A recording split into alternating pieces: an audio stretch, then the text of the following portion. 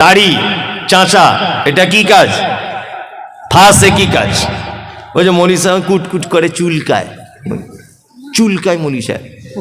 আবার অনেকজন বলছে আমার বউ কেমন করে, আমার বউ বলে দিয়েছে, রাখতে মানা করে দিয়েছে। তোমার বউ কি একেবারে দিব্যা ভারতী? তোমার বউকে চেনে কজন? গোলাম হোসেন চেনে কজন? ওই যে দক্ষিণ আফ্রিকার না কোথাকার একটা ক্রিকেট প্লেয়ার আছে, এত বড় বড় দাড়ি, না কোথায় বাড়ি ওর, কি নাম ওর? হাসি মামলা। এত বড় বড় দাড়ি, প্লেনে বসে আছে, ওর বউ বোরকা পরে ওর সাইডে বসে আছে, আর ও কোরআন মাজিদ তেলাওয়াত করতে করতে নাকি হাতে নিয়ে পড়তে পড়তে যাচ্ছে। ইন্টারন্যাশনালি ক্রিকেট খেলছে একজন দামি লোক, এত বড় বড় দাড়ি, তার বইয়ের লজ্জা লাগে না?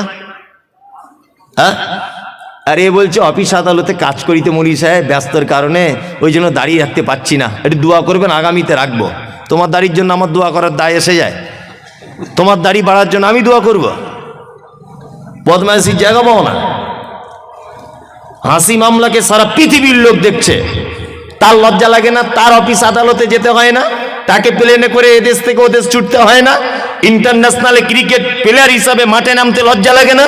আর তোমাকে পুলিমদার লোক চেনে, সারগাছির লোক চেনে, গোটা মুর্শিদাবাদের লোক তোমাকে চেনে, কেউ চেনে না। তোমার লজ্জা কিসের? লজ্জা লাগছে, আশ্চর্য ব্যাপার। এটা ফাঁসাকে, কারণ এটা একটা বড় পাপ। এটা বড় পাপ জানার পরেও ও যে চাচ্ছে বারবার, এই কারণেও ফাসেক। তবে একটা কথা বলে দিচ্ছি, ফাসেক আপনি যদি এই কাজের কারণে হন, তাহলে আপনাকে তওবা করে ফেরত আসতে হবে। এখন রাস্তা আছে যে আপনি ফাসেকে আছেন, কি বলছি মাথায় থাকবে এটা? তওবা করে ফেরত আসুন। আর একটা কথা বলছি, আপনি পুলিন্দা মাদ্রাসায় 1 লাখ টাকা দান করেছেন, এসব বাস্তব কথাগুলো কেউ তুলে ধরে না। পুলিন্দাতে 1 লাখ টাকা আপনি দান করেছেন মাদ্রাসাতে। এখন এই মাদ্রাসায় দান করেছেন, প্রত্যেক বছরে করেন, আপনি মারা গেলেন। আচ্ছা বলুন তো, আপনি যে মারা গেলেন, আপনার কাফন জড়ানো আছে, সবাই আপনার মুখটা দেখতে আসছে, দেখতে আসে না? কাফন থেকে মুখটা বার করে দেখে।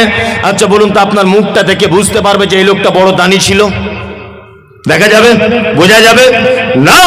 আত্মীয়তার সম্পর্ক আপনার ভালো ছিল, আপনার মুখ দেখে কেউ বুঝতে পারবে যে লোকটার আত্মীয়তার সম্পর্ক ভালো ছিল? বোঝা যাবে? যাবে না।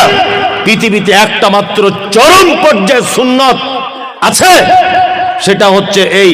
যদিও দাড়ি রাখার ব্যাপারে কেউ কেউ বলেছে দাড়ি রাখা ওয়াজিব, বাধ্যতামূলক, ফরজের সমতুল্য। কি বলছে বুঝতে পারছেন? আচ্ছা বলুন, পৃথিবীতে একটা মাত্র আমল আছে, যে আমলটা মানুষের কবর পর্যন্ত প্রমাণ করে যায়, তার নাম দাড়ি। মানুষ মারা গেলে দাড়ি চেঁচে কবরে ঢোকায় না, এই অবস্থায় দেয়, এই অবস্থায় দেয়। অন্তত পক্ষে ফেরেশতারা দেখে বলবে আমাদেরই দলের লোক ছিল, অন্তত একটু আরাম হতে পারে হিসাবটা, বুঝলেন না? আর একেবারে শ্যাম্পু করা লোক যদি ঢুকে যায়, ফেরেশতারা যদি বুঝতে পেরে যায় এই ঢুকেছে রে, এবারে হিসাব কড়াকড়ি করে মার, বলবে কি বলবে না? বলবে, এটা বাস্তবতা। এইটা দেখে অন্তত পক্ষে ফেরেশতারা বুঝতে পারবে যে এটা আমাদেরই লোক ছিল, বুঝতে পারবে না? হ্যাঁ, অনেক তো মেয়েরা আবার আছে, দাড়িওয়ালা ছেলে বিয়ে করতে চায় না, করে না? অনেক মেয়ে, ও কলেজে পড়ে নাকি একটু মডার্ন হয়েছে, শুনছি বলে কলেজে পড়ে মেয়েটা, বিশাল ডিগ্রি করছে, ওই জন্য দাড়িওয়ালা ছেলে পছন্দ করে না। অথচ যখন বিয়েতে বসে, ওর বরকে বলে দেয় ভালো পাঞ্জাবি আর ভালো টুপি পরবে, কিন্তু বিয়ে করার সময় দেখছি আব্দুল কাদের জেলানির মতো পাগড়ি আর পাঞ্জাবি পরে যাচ্ছে। কেন আন্ডারপ্যান্ট পরে আসতে বলতে পারতে? মৌলভী সাহেবদের পছন্দ করো না, দাড়িওয়ালা পছন্দ করো না, তা বিয়ে করার সময় আমার ঢং করে মৌলভী সাহেবের মতো ব্যাগ ধরতে বলছো কেন? যে পাঞ্জাবি পরতে এসো। আপনাদের এখানে বিয়েতে পড়ে বাচ্চা কাচ্চারা? পড়ে। আবার বিয়ে করতে এসে এইরকম করে আছে, মুখে রুমাল দিয়ে, মানে এত লজ্জার ব্যাটাও আর কি। 3 লাখ টাকা পণ নিয়েছে হারাম কর, তখন লজ্জা লাগেনি। 4 লাখ টাকা পণ নিয়েছে, 8টি আর গাড়ি চেয়েছে, তখন লজ্জা লাগেনি। আর বিয়ে করতে গিয়ে এরকম করে বসে আছে, মনে হচ্ছে কোমরে লাঠি মেরে কোমরে হাড় ভেঙে দিয়ে। হারাম কর 3 লাখ টাকা চাইতে সবার সামনে লজ্জা লাগলো না, আর ঘোমটা দিয়ে বসে আছে, মানে লজ্জাপতি গাছ বেটে খেয়েছে। লজ্জা সরব আছে তোমার? বিয়াদব কোথাকারে। বাস্তব না অবাস্তব বলছি? পঞ্চাইতে লজ্জা লাগে না বেটির বাপের কাছে, বেটির বাপের কাছে টাকা চাইতে লজ্জা লাগে না, আর বিয়ে করতে গিয়ে পুরুষ মানুষ রুমাল দিয়ে বসে আছে এরকম করে। মানে কি একেবারে লজ্জাশীল পুরুষ, লজ্জা শরম থাকা দরকার। ওই জন্য যে সমস্ত মেয়েরা এ ব্যাপারে আপত্তি করেন, আপনাকে আমি বলে দিয়ে যাচ্ছি, কোনো মেয়ে যদি নিজে আপত্তি করে যে দাড়িওয়ালা ছেলে বিয়ে করব না, আমি মমতাজুল ইসলাম বলছি আপনি তার থেকে দূরে থাকুন। আখিরাতেও কল্যাণ হবে, দুনিয়াতেও কল্যাণ হবে। আপনার আখিরাতেও কল্যাণ, দুনিয়াতেও কল্যাণ, কারণ ও নারী নামের হস্তিনী। আল্লাহ নবীর একটা সুন্নত, আল্লাহ নবীর একটা কঠিন পদক্ষেপকে যে মেয়ে অঙ্গীকার করে সে মেয়ে মুসলিম থাকতে পারে না। শুনুন, আপনি নামাজ পড়েন না আলাদা ব্যাপার, আমি আপনাকে ধরেছি যে ভাই আপনি নামাজ পড়া ধরুন, আপনি বলছেন মৌলভী সাহেব লজ্জা লাগছে আপনাকে দেখে বারবার নামাজের কথা বলেন, সত্যি আমি খুব অপরাধী। ও মুসলিম, ও জানে নামাজ ফরজ, কিন্তু আমাকে দেখে ও লজ্জা পাচ্ছে, তার মানে ওর ভিতরে আল্লাহর ভয় আছে, একটু চার্জ দিলে ও নামাজ পড়া ধরে যাবে। কিন্তু একটা লোককে নামাজ পড়ার কথা বলতে গেলাম, সেই লোকটা আমাকে বলছে তুই নামাজ পড়ে কি পেলি, ঘোড়ার ডিম ফালতু, ওর ইমান আর থাকবে না, সঙ্গে সঙ্গে বেঈমান হয়ে যাবে। কি বলছি বুঝতে পারছেন? এই লোকটা নামাজ পড়ে না, একে আমি গিয়ে বলছি চাচা একটু নামাজ পড়ুন, তখন বলছে মৌলভী সাহেব পড়তে পারছি না, কাজের চাপে খুব লজ্জা লাগছে, ইনশাল্লাহ চেষ্টা করব। ও মুসলিম, ও কি মুসলিম? আর উনি যদি এ কথা বলেন যে তুমি নামাজ পড়ে এতদিন কি করলে, আমি ঘোড়ার দিন নামাজ না পড়ে দুতলা বাড়ি করে নিলাম, তাহলে উনি বেঈমান, ও আর মুসলিম থাকতে পারলো না। তুমি দাড়ি রাখতে পারছো না, এটা আলাদা ব্যাপার। মেয়ে, তোমার বাপ দাড়ি রাখতে পারেনি, এটা তোমার বাপের দুর্বলতা। তোমার ভাই দাড়ি রাখতে পারেনি, এটা তোমার ভাইয়ের দুর্বলতা। কিন্তু তোমাকে যে ছেলে বিয়ের কথা বলতে এসেছে, তোমাকে যে ছেলে বিয়ের কথা বলতে এসেছে, তার যদি দাড়ি থাকে, সে তো মুহাম্মদ সাল্লাল্লাহু আলাইহি ওয়াসাল্লামের পদ্ধতিতে দাড়ি রেখেছে। তুমি যে তাকে ঠাট্টা করলে, বিদ্রুপ করলে, বিবাহের জন্য অপ্রয়োজন মনে করলে, আমি তো মনে করি ওই দাড়ি থাকা ছেলেটাকে যদি অপমান করে বাড়ি পাঠায় বা দাড়ি আছে বলে যদি বিয়ে না বসতে চায়, তাহলে ওই মেয়েটাও ঠিক তেমন বেঈমান হয়ে যাবে, কারণ ও একটা চরম হাদিসকে অপমান করার কারণে। খুব বুঝে শুনে কথা বলবেন, হিসাব করে। তবে আলহামদুলিল্লাহ সব মেয়েরা নয়, আমার মাদ্রাসাতে 200 থেকে 250 মেয়ে আছে। আমি এই পর্যন্ত মনে হয় জীবনে কত মেয়েকে যে বিয়ে দিয়েছি তা আল্লাহ ছাড়া কেউ জানে না। কি বলছি বুঝতে পারছেন? অজস্র মেয়েকে বিয়ে দিয়েছি। এই কিছুদিন আগে মেদিনীপুরের একটা মেয়ে আছে আমার মাদ্রাসাতে, এই যে আমার পিছনে বসে আছে শামীম, আপনাদের মাওলানার এখানকার ছেলে আর কি, ও তো যায়, ওরা সব সময়তেই যায়, আমার বাড়িও গিয়েছিল সেদিনও।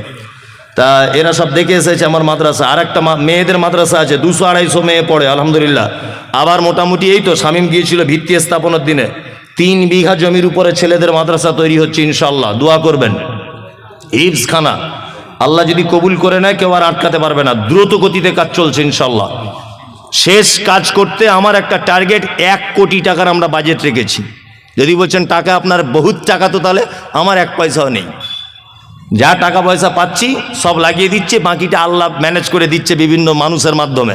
যাই হোক, যে কথা বলছিলাম সেটা হচ্ছে এই যে আমার একটা মাথাতে একটা জিনিস কাজ করে, বেদাতিরা একটা কথা বারবার বলে যে আহলে হাদিসরা কোরআন পড়তে পারে না, বারবার এটা কথা প্রশ্ন কিন্তু তারা তোলে না। ওই জন্য আমি সারা পশ্চিম বাংলাতে নিয়ত করেছি একটা হিফজখানা শুধুমাত্র হাফেজ হবে, শুধুমাত্র হাফেজ আর কারি, শুধু কোরআনটাকে শুদ্ধ করে পড়ানোর জন্য 2 বছরের কোর্স দিয়ে কমপ্লিট করবে ইনশাল্লাহ, এরকম মনোবৃত্তি আছে। রমজানের পর থেকে যে কটা রুম রেডি হবে সেই কটা রুম দিয়ে চালু করে দেবে ইনশাল্লাহ, নিয়ত করে নিয়েছি ওটা। আমার জীবনে এটাই উদ্দেশ্য যে আমি এর মাধ্যমে মরে গেলেও যেন কবরে শুয়ে শুয়ে নেকি পাই, এতটুকু, এছাড়া কোনো আর আমার আশা নেই, কোনো আশা নেই। আপনাদের সারেগাছি আমার আজও মনে আছে যে আমাদের মহিলা মাদ্রাসার জন্য একজন মেয়ে, আমি তার নামটাম জানি না, হঠাৎ করে একদিন ফোন করে বলছে আমি 10,000 টাকা দিব, আপনি সারেগাছি মোড়ে দাঁড়ান, পুলিন্দা গ্রামেই বাড়ি তার, জলসা করতে যাচ্ছি, 10,000 টাকা দিয়েছে। যে সোশ্যাল মিডিয়া দেখেছি আপনার মাদ্রাসায় টাকাটা দিবেন, 10,000 না 5,000। যে কথা বলছিলাম, মেদিনীপুরের একটা মেয়ে, কিছুদিন আগে তাকে একটা বিয়ের জন্য একটা ছেলে, আমি বলছি তোমার মা বলছে বিয়ের জন্য, তা তুমি বিয়ে শাদী করবে? তা মেয়েটা আমাকে একটা কথা বলছে, মৌলভী সাহেব পর্দার আড়াল থেকে বলছে আমি বিয়ে করতে পারি, তবে আমার কিছু শর্ত আছে। মেয়েটা দেখতে যেমন ভালো তা নয়। বলছি কী শর্ত? বলছি 1 নম্বর ছেলেটার দাড়ি থাকতে হবে, 2 নম্বর 5 ওয়াক্ত নামাজি হতে হবে, 3 নম্বরে হালাল পদ্ধতির ইনকাম করতে হবে, তাহলে আমি তাকে বিয়ে করব, তাছাড়া করব না। তার মানে বুঝতে পারলাম এখন ইমানদারিনী নারী আছে পৃথিবীতে, আছে না? আছে, আছে। আজ থেকে 1 সপ্তাহ আগের কথা, ইন সার্চ অফ ট্রু ইসলাম, ফেসবুকে একটা পেজ আছে, ইন সার্চ অফ ট্রু ইসলাম, মিলন বলে নাম, মুর্শিদাবাদে বাড়ি। ছেলেটাকে জিজ্ঞাসা করবেন তার প্রমাণ। আজ থেকে 2 মাস আগে একটা মেয়ে ইসলাম গ্রহণ করেছে, ইসলাম গ্রহণ। মেয়েটা আমাকে ফোন করেছে, করে বলছে যে হুজুর, আমি আপনাদের বক্তব্য শুনে অনুপ্রাণিত হয়ে ইসলাম গ্রহণ করলাম, গোপনে, বাড়িতে কেউ জানে না। মেয়েটা বিয়ে পড়াশুনো করছে কলেজে, খুব সুন্দরী, চরম সুন্দরী মেয়েটা দেখতে। তা আমাকে বলছে হুজুর, আমি বিয়ে শাদী করবো লুকিয়ে, আমাকে একটু বিয়ের ব্যবস্থা করে দেন, আমার বাড়ি থেকে জানতে পারলে আমাকে জবাই করে দিবে, আমাকে জবাই করে দিবে। সেই মেয়েটাকে আজ থেকে 5 দিন আগে আপনাদের বহরমপুরে একটা ছেলের সঙ্গে বিয়ে দিলাম। তা মেয়েটাকে বলছি কেমন ছেলে পছন্দ? তা মেয়েটা বলছে দাড়িওয়ালা ছেলে হতে হবে, 5 ওয়াক্ত নামাজ পড়তে হবে, হালাল ইনকাম করতে হবে, গরিব হলেও চলবে, ঘর বাড়ি থাক আর না থাক। মানে মেয়েটা এত সুন্দরী, যদি বলছেন আপনি দেখলেন কি করে? সত্যি বলতে ও আমাকে দেখার জন্য একটা ছবি পাঠিয়েছিল যে আমি এই মেয়েটা, সেটা দেখে আমি একটা অনুভব করলাম। দেখুন, একজন হিন্দু নারী 2 মাস ইসলাম গ্রহণ করেছে, তার মনের ভিতরে ইসলামের কত ভালোবাসা জন্ম হয়েছে বলে নারী এই কথা বলতে পারছে দাড়িওয়ালা ছেলে ছাড়া বিবাহ করবো না। আপনাকে ফোন নাম্বার দিতে পারি, তার বরের কথা বলবেন যে ঘটনা সত্য না মিথ্যা। বাড়ি থেকে বার হয়ে চলে এসেছে, হিন্দু মেয়ে মুসলিম হয়েছে, ইসলাম গ্রহণ করেছে, তার সমস্ত কোর্টের ডকুমেন্টস রয়েছে, মুসলিম একটা ইমানদার ছেলে তাকে স্ত্রী হিসাবে গ্রহণ করেছে। ভালো নারী নেই এ কথা বলবো না, তবে যত খারাপই আমাদের যারাই কলেজে পড়ছে আর যারা বড় ডিগ্রি করতে যাচ্ছে, ফ্যাশন হয়েছে, এরা বলছে আমাদের আর পছন্দ হচ্ছে না, আমাদের আর পছন্দ হচ্ছে না। কি বলছি বুঝতে পারছেন? দূরে থাকবেন। আল্লাহ তুমি আমাদের ফাসিকি থেকে বাঁচার তৌফিক দান করো, আমিন বলুন, আমিন। চলুন আর একটা ব্যাখ্যা করে দিই, তারপরে আর একটা করব, সেটা হচ্ছে মুশরিক। নাম জানেন মুশরিক? মুশরিক, মুশরিককে শিরিক করে, উনি ভালোই বলতে পারছেন, শিরিক করে মুশরিক। এবার আপনাকে একটা কথা বলে দিচ্ছি, শুনে এখানে, এ কথা বললে তো আরো আপনি আশ্চর্য হবেন। হিন্দু, মুসলিম, জৈন, খ্রিস্টান, হাঁড়ি, চুয়ার, চামার, বাগদি, ছুতর, মেথর, পৃথিবীতে যত জাতির মানুষ বসবাস করে, যত ধর্মের মানুষ বসবাস করে, কোন ধর্মের ভিতরে মুশরিক বর্তমানে খুঁজে পাওয়া খুব মুশকিল। হিন্দু, এদের ভিতরে মুশরিক নেই। খ্রিস্টান, এদের ভিতরে মুশরিক নেই। ইহুদি, এদের ভিতরে মুশরিক নেই।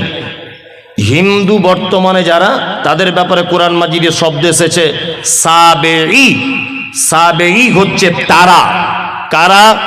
সাবেঈ হচ্ছে তারা যারা এক আল্লাহকে আল্লাহ বলে মানে, তারপরেও বিভিন্ন দেব দেবীর আলাদা আলাদা ক্ষমতা আছে এটা মানে, এরা হচ্ছে সাবেঈ। একটা হিন্দু ভাইকে জিজ্ঞাসা করবেন এত বৃষ্টি হচ্ছে কে দিচ্ছে, ও এক চান্সে বলবে বৃষ্টি দিচ্ছে উপরওয়ালা, বলবে না? তার মানে ও জানে উপরে একজন আছে। তারপরেও দেখবেন ও লোহা লাক্কড়ের ব্যবসা করে, কি পূজা করে? বিশ্বকর্মা। তার মানে ওর এটা ধারণা যে লোহা লাক্কড়ের ডিপার্টমেন্টটা বিশ্বকর্মার হাতে আছে। আরে কলেজের স্টুডেন্ট, স্কুলের স্টুডেন্টরা কি পুজো করে? সরস্বতী। সরস্বতীকে বলা হয় বিদ্যার দেবী। তার মানে বাপ মা তার চাপ মা মেয়েকে বলে দেয় এটা তুমি সরস্বতীর পূজা করবে, কারণ এটা হচ্ছে বিদ্যার দেবী, তুমি ভবিষ্যতে মাইকের মধুসূদন দত্ত হতে পারবে, কারণ এর ডিপার্টমেন্টটা এর হাতে আছে। এ হচ্ছে কি? সাবেঈ। মুশরিককে মুহাম্মদ সাল্লাল্লাহু আলাইহি ওয়াসাল্লামকে বলা হচ্ছে আপনি জিজ্ঞাসা করুন তাদেরকে রাত এবং দিনের বিবর্তনের মালিককে। এক চান্সে তারা বলবে আল্লাহ। সুস্থতা অসুস্থতার মালিককে? আল্লাহ। বেঈমান মুশরিক আবু জেহেল কথা বলবে। আল্লাহ নবী সাল্লাল্লাহু আলাইহি ওয়াসাল্লাম যখন বলছেন কি ব্যাপার, রাত দিনের মালিক আল্লাহ, এ কথা আপনি বললেন, সুস্থতা অসুস্থতার মালিক আল্লাহ, এ কথা আপনি বলছেন, তাহলে কেন আপনি আল্লাহকে ডাইরেক্ট ডাকতে পাচ্ছেন না? আবু জেহেল তখন বলছে মুহাম্মদ শোনো, বেশি ফটর ফটর করিও না, সব কিছুর মালিক আল্লাহ এটা আমি জানি, কিন্তু তোমার আল্লাহকে ডাইরেক্ট পাওয়া যাবে না। আল্লাহকে পেতে গেলে 360টা দেবদেবীর মাধ্যমে পেতে হবে। তার মানে বোঝা যায় যারা আল্লাহকে ডাইরেক্ট পাওয়া যাবে না এই ধারণা রাখে, আর 360টা দেবদেবীর মাধ্যমে আল্লাহকে পেতে হবে এই ধারণা যারা রাখে, এরা কি? মুশরিক। মুশরিক হিন্দুর ভিতরে নেই, খ্রিস্টানের ভিতরে মুশরিক নেই, কোন জাতির ভিতরে মুশরিক নেই। বর্তমানে মুশরিক গিজ গিজ গিজ গিজ গিজ গিজ করছে মাথার উকুনের মতো নামধারী মুসলিমদের ভিতরে। আজ পর্যন্ত পশ্চিম বাংলার কিছু মুসলমান তাদের দাবি আল্লাহকে ডাইরেক্ট পাওয়া যায় না, আমাদের হুজুরের মারফতে তবে আল্লাহকে পেতে হয়। দাবি নেই, এরা কি মুশরিক। এই দেখুন আল্লাহ তাআলা মুশরিকদের ব্যাপারে সূরা তাওবা আয়াত নম্বর 114 আল্লাহ তাআলা বলছেন, মা কানা লিন নবিয়্যি ওয়াল্লাযীনা আমানু আন ইস্তাগফিরু লিল মুশরিকিন। নবী এবং ইমানদারদের জন্য উচিত নয় যে মুশরিকদের জন্য ক্ষমা প্রার্থনা করবে। এই মুমতাজুল ইসলাম বলছি, যারা মাজার পুজো করে, যারা পীর পুজো করে, ওদের জানাজা তো দূরের কথা, ওদের জন্য দোয়া পর্যন্ত করা যাবে না, কারণ ওরা মুশরিক। অবশ্যই ওরা মুশরিক, ওরা মুসলিম নয়। আল্লাহ তাআলা বলছেন, ওয়ালাউ কানু উলি কুরবা, যদিও তারা তোমার নিকট আত্মীয় হয় তবুও তাদের জন্য ক্ষমা প্রার্থনা করা যাবে না। আমাদের বেটা বেটিদের বিয়ে শাদী দেওয়া হচ্ছে না? হচ্ছে তো। বেটির বিয়ে ঘটক ছেলে দেখেছে, ঘটক সাহেব এসে বলছে ছেলে খুব ভালো, বলছে কি করে, বলছে স্কুল মাস্টার। মেয়ের বাপ তখন বলছে আলহামদুলিল্লাহ, আমি তো এরকম ছেলেই চাইছিলাম। তা আর একজন এসে তখন বলছে যে ঘটক সাহেব, আব্দুল্লাহ ভাই, তুমি বেটিটা যেখানে বিয়ে দিচ্ছ ওরা মাজার পূজারি গো, পীর পূজারি। তখন বলছে তোমাদের যত সব পীর ফই এইসব, ছেলে চাকরি করে সেটা আগে দেখো, তাই না? চাকরি করে সেটা আগে দেখো। আল্লাহর ভাষা ওয়ালাউ কানু উলি কুরবা, মুশরিক, মাজার পূজারি, ঠাকুর পূজারি, এরা যদি তোমার নিকট আত্মীয় হয় তবুও তাদের সঙ্গে কোনো সম্পর্ক রাখা যাবে না। খুব সাবধানে থাকবেন। চলুন, এতক্ষণ পর্যন্ত খারাপ লোকেদের পরিচয় করিয়ে দিলাম, এবার আপনাদেরকে পরিচয় করিয়ে দিব ভালো মানুষের সঙ্গে, তার নাম মোমেন। যারা বসে আছেন মোমেন হতে চান সবাই সবাই ইনশাআল্লাহ, ইনশাআল্লাহ। 12টা বেজে গেছে তো মানুষের আর বসে থাকতে চাইবে না, তবুও মানুষ থাকবে আলহামদুলিল্লাহ। চালাবো নাকি? হ্যাঁ চালাই, চলুন, কোনো সমস্যা নেই। আমার টাইম দেয় 1টা পর্যন্ত, এরপরেও আর একটা বক্তা। যারা উঠবেন হিসাব করে উঠবেন। চলুন এবার মোমেনের পরিচয় দিই। মোমেনকে, হ্যাঁ ঠিক বলে দিয়েছে, আমি তখনই করব। মোমেনের কথা বলে দিই। এক, আল্লাহ বলেন, ইন্নামাল মুমিনুনা আল্লাযীনা ইযা যুকিরাল্লাহু ওয়াজিলাত কুলুবুহুম ওয়া ইযা তুলিয়াত আলাইহিম আয়াতুহু যাদাতুহুম ঈমানা ওয়া আলা রাব্বিহিম ইয়াতাওয়াক্কালুন। আল্লাহ মুমিনের পরিচয় দিচ্ছেন। মোমেনকে আল্লাহ বলছেন, মোমেন তারা যারা পাপ করে, অন্যায় করে, খারাপির মধ্যে লিপ্ত থাকে, তারপরেও যখন তারা আল্লাহর ভয় তাদের অন্তরের ভিতরে চলে আসে, তারা তখন ভয়ে থর করে কাঁপে। 2, আল্লাহ বলে মোমেনের দ্বিতীয় গুণ, আয়াতুহুম যাদাতুহুম ঈমানা ওয়া আলা রাব্বিহিম ইয়াতাওয়াক্কালুন। দ্বিতীয় নম্বরের মোমেন হলো তারা, আল্লাহ বলে যাদের সামনে কোরআনের আয়াত তেলাওয়াত করা হলো, তাদের ঈমান, কোরআনের আয়াত শুনলে যেন ঈমান বেড়ে যাবে। আয়াত শুনলে ঈমান কি হবে? বেড়ে যাবে। এটা মুমিনের ক নম্বর গুণ? দ্বিতীয় গুণ। এখানে একটা মজাদার কথা বলে রাখছি, আপনার চোখে পানি চলে আসবে শুনলে। আচ্ছা, এখানে হাজি সাহেব কেউ আছেন? কে হাজি সাহেব? কেউ নেই। তাহলে এমনি সৌদি আরবে গেছেন, মক্কা টক্কায় ঘুরতে, এরকম কোনো লোক আছে? অনেকজন, হয়তো আলহামদুলিল্লাহ অনেকজন আছেন, আলহামদুলিল্লাহ অনেকজন আছেন, মক্কায় ঘুরতে গেছেন। আমি এই 2.5 মাস 3 মাস আগে গিয়েছিলাম আলহামদুলিল্লাহ। তা আমি গিয়েছিলাম, তো আমার সঙ্গে প্রায় 40 জন মতো মানুষ গিয়েছিল। উত্তর দিনাজপুরের একজন চাচা গিয়েছিলেন, নিরক্ষর লোক, লেখাপড়া টেখাপড়া জানে না, কিছু বাংলাও জানে না, আরবি উর্দু হিন্দি কিচ্ছু বুঝে না, চাষি লোক। আমি যখন কাবাতে যখন তওয়াফ করছিলাম, চাচা আমার জামার কলারটা এইভাবে টেনে ধরে রাখছিল। তাই বারবার বলছি, চাচা তুমি আমার জামার কলার কেন ধরছো? হ্যাঁ, বলছি এত লোক যদি হারিয়ে যায়, আমার 3 বিঘা জমি ধান চাষ করা আছে, কি হবে তাহলে? শুধু এই টেনশন। আমি বলছি তুমি মরিবে কি বাঁচবে এটা দেখো, 3 বিঘা জমি ধান লাগানো আছে, ওই টেনশন ওর মক্কাতে ঘুম হয় না। কি ভাবলাম বুঝলেন? আল্লাহ তাহলে তুমি ধান যখন লাগানো আছে তুমি এলে কি করতে? হে যাই হোক, ভীতু লোক। তা কাবার প্রথম ইমাম আব্দুর রহমান আস-সুদাইস বেশিরভাগ মাগরিবে আর এশাতে বা এশাতে ফজরে তিনি নামাজ পড়াতেন। আল্লাহু আকবার। উনি যখন কোরআন তেলাওয়াত করতেন, Ethiopia, Tanzania, German, Japan, France, Kuwait, পৃথিবীর যে ভাষাভাষী মানুষ হোক না কেন, চোখ দিয়ে পানি পড়তে লাগতো। আব্দুর রহমান আস-সুদাইস জাহান নামের আয়াতগুলো যখন আসতো, তখন বাচ্চা ছেলের মতো 20 second 25 second how how how how করে কাঁদতেন।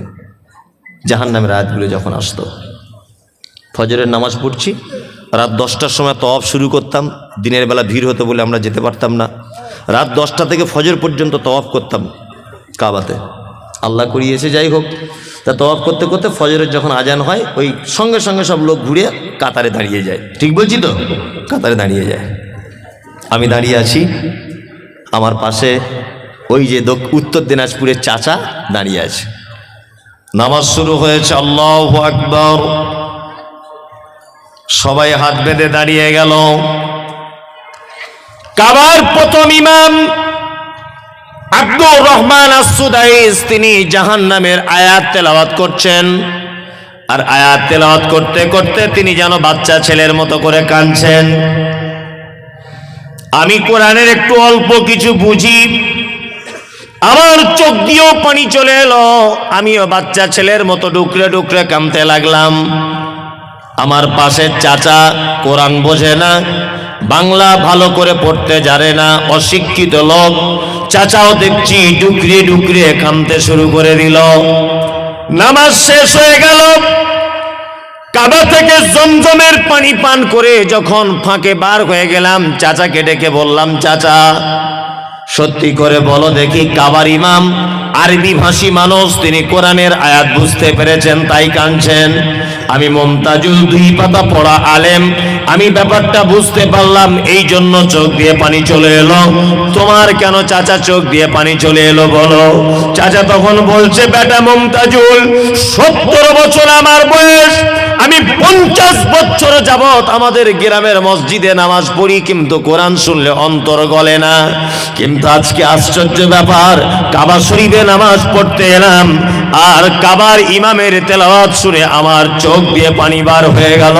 আমিও বাচ্চা ছেলের মতো ডুকরিয়ে ডুকরিয়ে কেঁদে দিলাম। আমার আল্লাহর কোরআনের আয়াতের কথা মনে হলো। আল্লাহ বলে, আয়াতুহুম যাদাতুহুম ঈমানা ওয়া আলা রাব্বিহিম ইয়াতাওয়াক্কালুন। মুমিন হলো তারা, তাদের সামনে যখন কোরআনের আয়াত তেলাওয়াত করা হয়, তাদের ঈমান তখন বেড়ে যায়। চাচা তুমি কোরআন জানো না, তুমি কোরআন পড়তে জানো না, কিন্তু তুমি 1 লক্ষ টাকা খরচা করে কাবায় চলে এসেছ। তোমার ঈমানের পরিপূর্ণতা লাভ করেছে, তোমার ঈমান কাজ করছে। ওই জন্য চাচা আমার গলা ধরে হাউ হাউ করে বলছে, কাঞ্চার বলছে, বেটা মুমতাজুল, তুমি আমার বেটার থেকে অল্প বয়সের, কিন্তু কোরআন শুনলে যে চোখ দিয়ে পানি চলে আসে, আজকে তার জ্বলন্ত প্রমাণ পেলাম। ওই জন্য বলি বন্ধু, টাকা দার্জিলিং এ গিয়ে নষ্ট না করে দিয়ে, গ্যাংটকে গিয়ে নষ্ট না করে, ওই আপনার সুন্দরবন বেড়াতে গিয়ে টাকা নষ্ট না করে, একবার অন্তত পক্ষে 80-90 হাজার টাকা খরচা করে কাবায় চলে যান, আপনার ঈমান বেড়ে যাবে। আল্লাহ বলছে, মুমিন তারাই তো মুমিন যাদের সামনে আমার কোরআন তেলাওয়াত করা হবে, ইমাম সাহেব তেলাওয়াত করবে, পিছনে মুসল্লি দাঁড়িয়ে থাকবে, আর তার ঈমান যেন আস্তে আস্তে করে বেড়ে যাবে। আমাদের ঈমান বাড়ে। ফজরের সময় 2টা আয়াত যদি ইমাম সাহেব বেশি করে যদি তেলাওয়াত করে দেয়, তা মুসল্লিরা ঝামেলা লেগে যায়, ঝামেলা লেগে যায় না, ঝামেলা লেগে যায়। আল্লাহ বলে মোমেন তারা ওয়া আলা রাব্বিহিম ইয়াতাওয়াক্কালুন। মোমেনের 3 নম্বরের গুণ খায়রিহি ওয়া শাররিহি মিনাল্লাহি তাআলা। মোমেন যা কিছু হবে আল্লাহর উপরে ভরসা করবে। মোমেন কার উপরে ভরসা করে? আল্লাহর উপরে। হায়াত মওতের মালিক কে? আল্লাহ। রুজির মালিক আল্লাহ। দোকান করেছে, ইমান আছে তো? দোকান করেছে, দোকানের পিছনে দেখছি একটা তাবিজ ল্যামিনেশন করে টাঙানো আছে, তাই না? তা চাচা তোমার তাবিজ কি ব্যাপার? বলছি বেচাকেনে বরকত হবে। তাই বলছি কে দিয়েছে? বলছি আমাদের হেড মাওলানা দিয়েছে। বোঝানোর জন্য বলছি। তাই হেড মাওলানা যদি এত বরকতের তাবিজ দেওয়া শিখে গেছে, তা তাবিজটা নিজের কাছেই রাখতে পারে। এত বরকতের জিনিস বিচি দিলে কি করে? ইমান আছে তো? 4টে আংটি পড়েছে যুবক ছেলে, 4 রকমের কোয়ালিটির পাথর। এটা কি? বলছে বউ কথা শোনে না।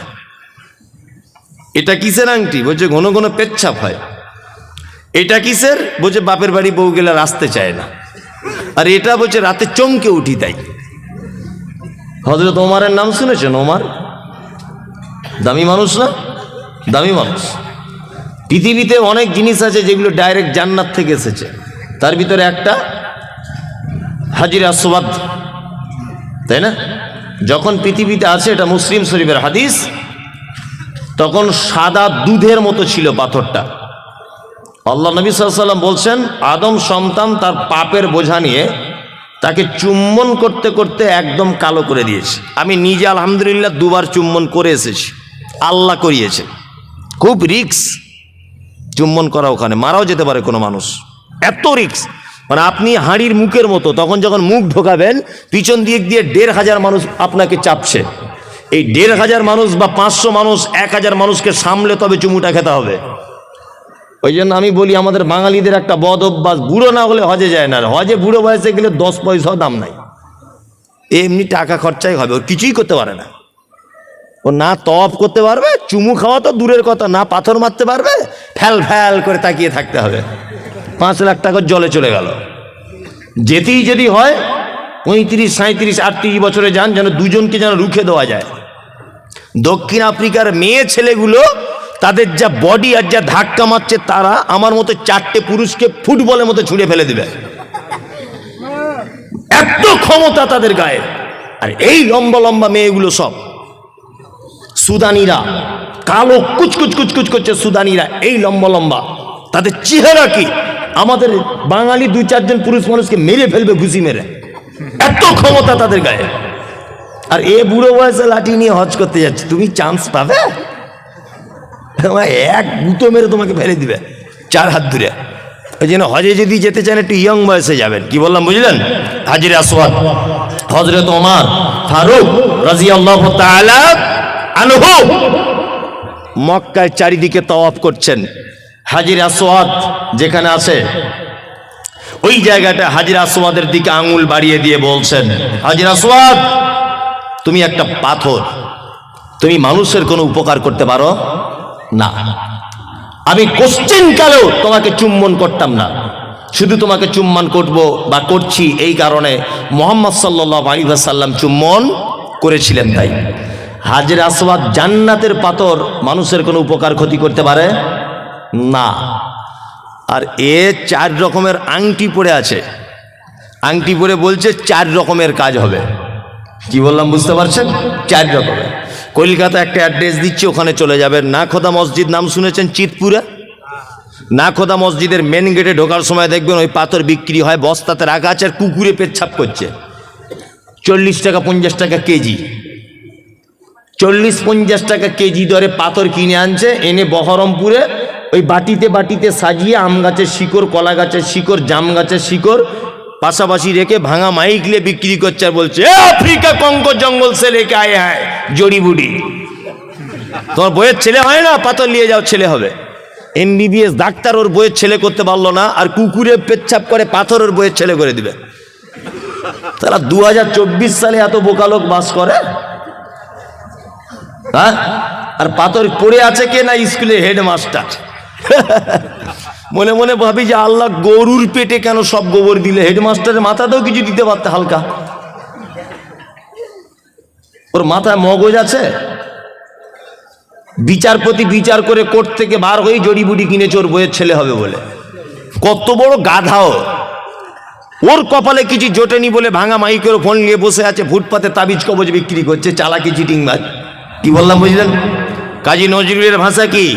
কাজী নজরুল বলেছেন, ওরে পীর ফকিরের কথা যদি সত্য হতো তারা কেন ভিক ভেঙে ফুটপাতে খেত? তাদের কথা যদি সব হবে, হাত দেখে যদি সব বলে দিবে, তা ফুটপাতে তারা কেন বসে আছে? আছে না? আল্লাহু আকবার।